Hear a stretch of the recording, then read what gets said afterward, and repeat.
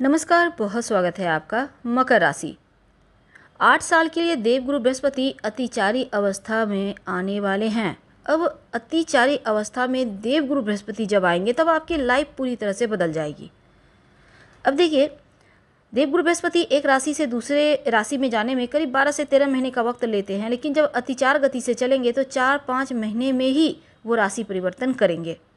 तो जल्दबाजी में वो चलेंगे, फटाफट से दूरियों को, जो काम 12 महीने में होना है वो 4 महीने में होगा। तो ऐसे में बहुत कुछ प्राप्त होगी, बहुत कुछ ज़्यादा मिल जाएगा, लेकिन बहुत कुछ छूट जाएगा। अतिचार गति में इसके पहले द्वापर युग में जब महाभारत हुआ था उस समय देवगुरु बृहस्पति चल रहे थे और अभी वर्तमान स्थिति में चल रहे हैं।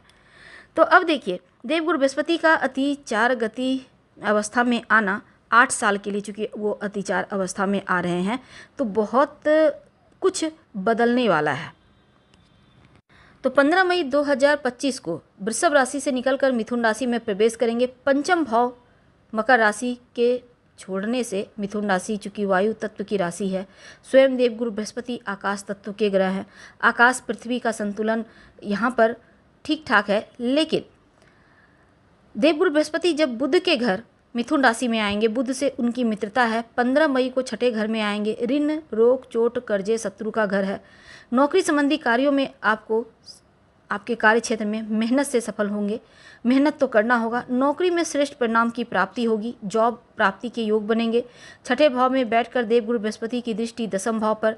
अब दसम भाव आपके कर्म क्षेत्र, आपके करियर का होता है। सौभाग्य की वृद्धि होगी।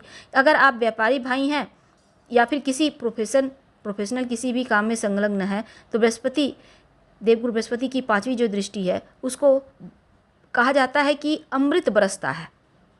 तो अमृत जब बरसेगा तो कार्य क्षेत्र में आपके अनुरूप स्थिति आएगी। हर कोई आपको सपोर्ट करेगा। गलती ना हो हड़बड़ी में, इसका ध्यान रखिएगा। करियर का भाव है, नौकरी की तलाश कर रहे हैं, आपको जॉब प्राप्ति होगी। और जल्दबाजी में इस समय कोई काम मत कीजिएगा। अनुकूल स्थितियां धीरे धीरे आएंगी। अगर आप जॉब चेंज करना चाहते हैं, थोड़ा सतर्क रहें, सावधान रहें। बिजनेस के मामलों में कोई नया पार्टनर के साथ अगर बिजनेस कर रहे हैं तो ऐसे में कोई सतर्कता यहाँ भी रखना, ईमानदारी बनाए रखें। कोई जल्दबाजी में कोई गड़बड़ ना हो जाए, इसका ध्यान रखें। हर तरफ नज़रें रखना बहुत आवश्यक है। डिसीजन लेने के पहले बड़ों की सलाह लें तो आपके लिए बढ़िया रहेगा। तो 15 मई से लेकर 18 अक्टूबर तक का वक्त आपके लिए, जो 4-5 महीने का वक्त है, देवगुरु बृहस्पति आपके छठे भाव में रहेंगे। और 18 अक्टूबर को ही रात के समय देवगुरु बृहस्पति का गोचर आपके सप्तम भाव में हो जाएगा, यानी कर्क राशि में। अब सप्तम भाव जो कि केंद्र का स्थान है, चंद्रमा की राशि है कर्क राशि।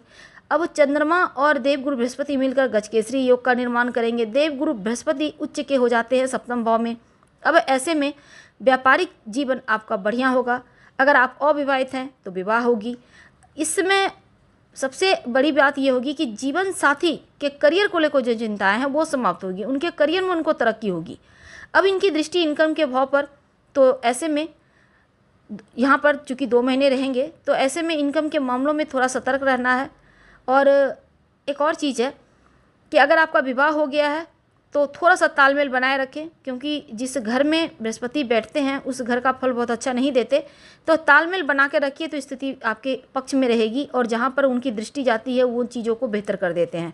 तो दाम्पत्य जीवन को लेकर सतर्क रहना है। गुरु की दृष्टि इनकम के भाव पे है तो आपका इनकम बढ़ेगा। एक से ज़्यादा स्रोत से धन आएंगे। गुरु की दृष्टि इस समय आपके लग्न पर भी है, जो कि बहुत अच्छा रहेगा। आप एकदम से पॉजिटिव एनर्जी से भरपूर रहेंगे। 5 दिसंबर से लेकर 6 जून 2026 तक का जो वक्त है, देवगुरु बृहस्पति को अचानक से वो सप्तम भाव में जो बैठे हैं उनको छोड़कर छठे भाव में आएंगे। अब ये योग आपके लिए और अच्छा हो जाएगा, यानी जो काम हो चुका है, जो काम अधूरा है, वो एक बार फिर से पूरा होगा। यानी यहाँ पर प्रभाव आपको बढ़िया मिलेगा। नौकरी के मामलों में विशेष सफलता मिलेगी। जॉब की तलाश में आप हो सकता है लंबी दूरी की यात्रा करें। जो विद्यार्थी हैं उनके लिए बढ़िया रहेगा। 12वें घर पर इनकी दृष्टि है, विदेशी जमीन से विशेष लाभ होगा। गुरु की जो दृष्टि पड़ेगी वो आपके धन के मामलों में आपको वृद्धि करेगा।